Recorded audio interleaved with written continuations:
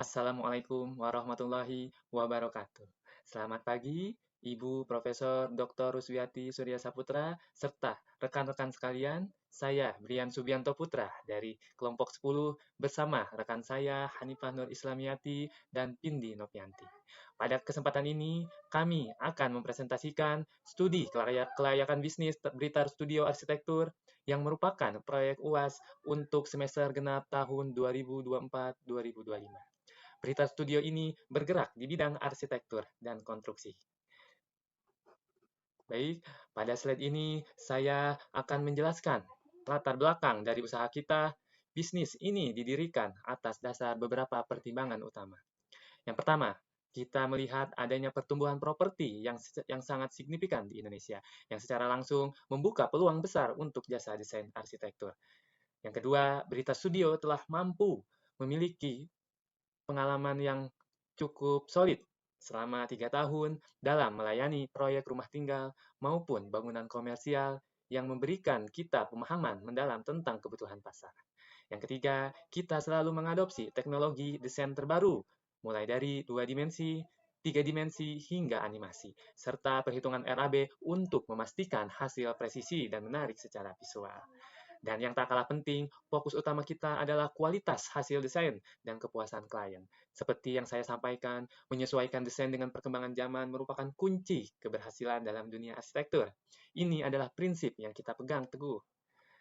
Baik, pada slide ketiga ini kita bisa melihat struktur organisasi pada Blitar Studio, di mana pemilik atau owner itu adalah saya sendiri, Brian Subianto Putra, juga merangkap sebagai konseptor utama dalam tim kita. Kemudian kita memiliki sekretaris juga yang merangkap sebagai bagian akunting dan administrasi, yaitu Ibu Dina Sitiani Giana.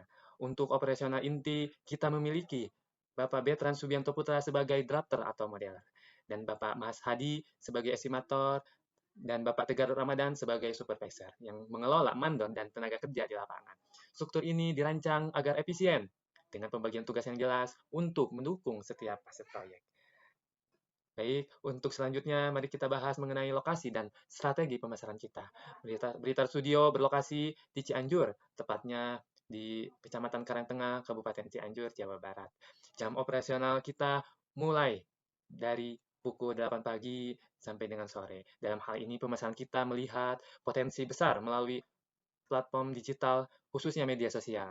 Ini memungkinkan kita menjangkau tidak hanya di Cianjur, melainkan kota-kota seperti Bandung, Bogor, dan sekitarnya. Tetapi juga target pasar secara nasional, target pasar utama kita meliputi mulai dari pemilik rumah tinggal menengah ke atas yang mencari desain berkualitas, dan pengusaha pemilik bangunan komersial seperti coffee shop, toko, atau kantor, serta developer kecil dan menengah. Dan tentu saja individu yang ingin membangun rumah impian mereka dengan pendekatan desain yang profesional dan personal.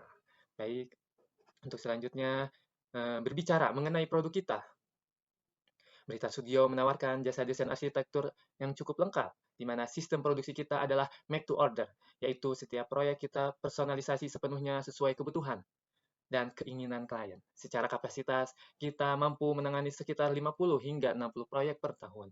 Kita menggunakan teknologi terkini seperti AutoCAD Building, SketchUp, Lumion, dan Excel untuk memastikan kualitas dan efisiensi desain. Berikut adalah rincian price kita, mulai dari paket hemat, di mana untuk luas di bawah 50 meter persegi dengan produk desain 3 dimensi dan gambar kerja lengkap siap bangun itu dihargai senilai 1.500.000, serta paket B untuk luas 51 sampai 60 meter persegi itu kurang lebih di angka seharga 2 juta rupiah. Paket C untuk luas 61 sampai 75 itu di harga 2.500.000. Seterusnya untuk paket D di antara luas 76 sampai 100 meter persegi itu di angka 3.500.000. Selain itu, kita juga menyediakan jasa analisis struktur dengan produk draft analisis perhitungan struktur seharga Rp15.000 per meter persegi. Pada slide selanjutnya, pada slide ini kita dapat melihat beberapa portofolio dan referensi proyek yang telah kita kerjakan. Kita melihat beragam contoh desain rumah tinggal, baik itu proyek baru maupun desain renovasi.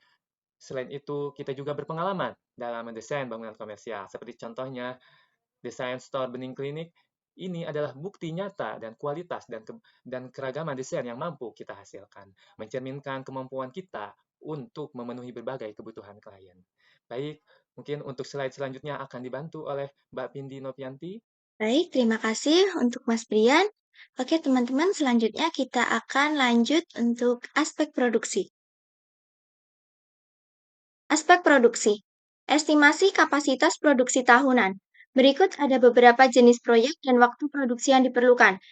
Di antaranya rumah tinggal membutuhkan waktu 4-5 minggu, bangunan komersial 6-8 minggu, desain interior 3-4 minggu, dan visualisasi 3D 1-2 minggu. Strategi produksi. Strategi produksi yang dilakukan antaranya melakukan kolaborasi internal proyek, kerjakan lintas fungsi dengan koordinasi oleh supervisor.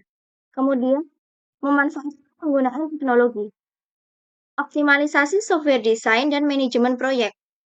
Selain itu, juga melakukan evaluasi berkala. Setiap akhir bulan dilakukan evaluasi kapasitas dan kualitas produksi. Pengolahan limbah dan pembuangan limbah. Jenis limbah ada limbah digital, limbah kertas, limbah elektronik, limbah kantor.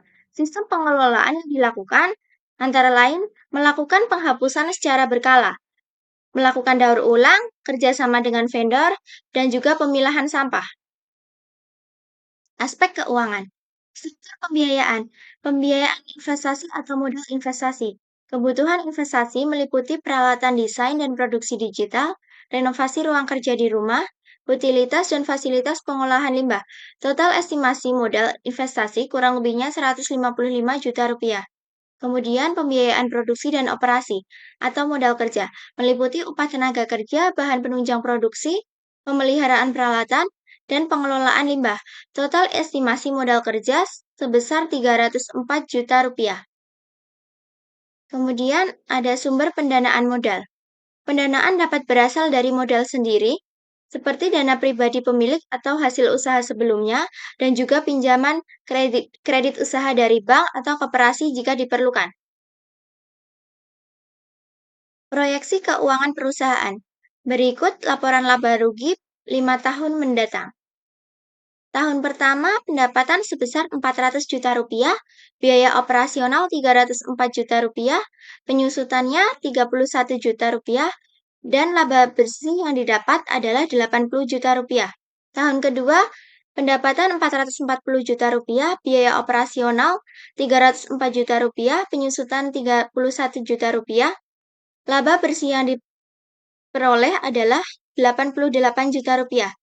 Tahun ketiga, pendapatan 484 juta rupiah, biaya operasional 304 juta rupiah, penyusutan 31 juta rupiah, laba bersih yang diperoleh sebesar 96.800.000 rupiah. Tahun keempat, pendapatan yang diterima sebesar 532.400.000 rupiah, biaya operasional 304 juta rupiah, penyusutan 31 juta rupiah, laba bersih yang diperoleh sebesar 106.480.000 rupiah. Tahun kelima, pendapatan yang diperoleh sebesar 585.640.000 rupiah, biaya operasional 304 juta rupiah, penyusutan 31 juta rupiah, laba bersih yang diperoleh sebesar 117.128.000 rupiah. Laba bersih ini dihitung sebagai 20% dari pendapatan yang diterima. Untuk selanjutnya akan dilanjutkan oleh rekan saya. Silakan Mbak Hanifah. Ya, Assalamualaikum warahmatullahi wabarakatuh. Perkenalkan, saya Hanifah Nur Islamiyati dari kelompok 10. Langsung saja kita bahas pada slide selanjutnya, yaitu terkait aspek keuangan, yang dimana terdapat modal awal sebesar 459 juta, yaitu merupakan dari 60% dari modal sendiri. Kemudian juga ada return on investment atau ROI, yang dimana untuk rumusnya yaitu rumus laba bersih dibagi dengan investasi awal. Nah, untuk laba bersihnya ini laba bersih selama 5 tahun yang sudah dijelaskan pada slide sebelumnya, yaitu untuk totalnya sebesar 488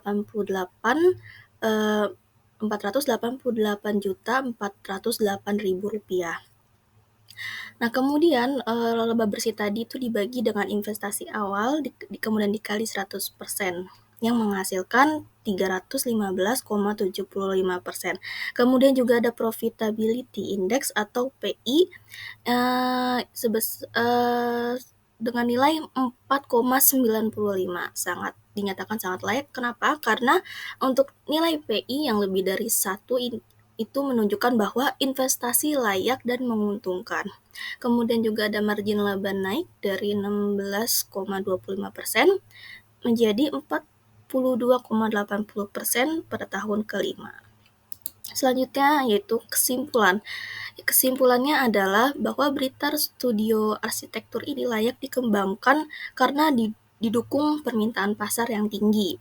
Kemudian juga portofolio yang kuat, ke strategi digital adaptif, serta pengalaman dan teknologi visualisasi modern. Di sini juga memiliki pengalaman lebih dari 3 tahun dan juga teknologi yang modern, yaitu 2G, 3G, dan animasi. Selanjutnya, rekomendasi tindak lanjut, yaitu 1. Perluasan jangkauan pemasaran digital, yaitu memanfaatkan berbagai platform untuk menjangkau lebih banyak pelanggan yang potensial dan meningkatkan visibilitas brand. Yang kedua, ada peningkatan kualitas layanan, yaitu berfokus pada peningkatan kepuasan pelanggan melalui pelayanan yang lebih cepat, ramah, dan profesional. Ketiga, juga ada kemitraan strategis, yaitu menjalin kerjasama dengan pihak eksternal yang relevan untuk memperkuat posisi bisnis dan memperluas jaringan. Yang keempat ada monitoring dan evaluasi berkala. Melakukan peninjauan rutin terhadap strategi dan hasil yang dicapai untuk memastikan efektivitas dan perbaikan berkelanjutan.